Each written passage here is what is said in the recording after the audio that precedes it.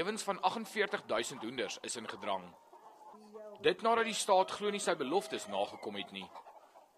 Maar die regering het beloof dat ons elke jaar 'n recap sal kry, recapitalisation wat hulle noem, van ongeveer 30 miljoen rand per jaar, en dat daar laas jaar beloof is vir 25 miljoen rand se droogtehulp.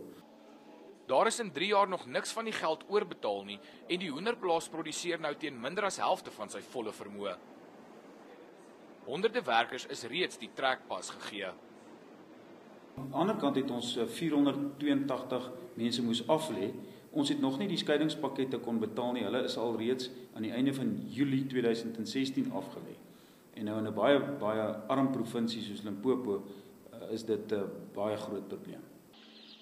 Die hoenderbedryf is reeds onder enorme druk. Die ergste jaar het gekom hier van 2013 af met die prys van hoendervoer en die hoenderpryse wat afgedruk was deur die invoere wat van AGOA, Europa, Brasilia, oral in die wêreld ingekom het, eintlik gedump was. Die huurkontrak tussen die staat en die maatskappye wat al die beloftes oor herkapitalisering bevat, is nooit deur die staat onderteken nie.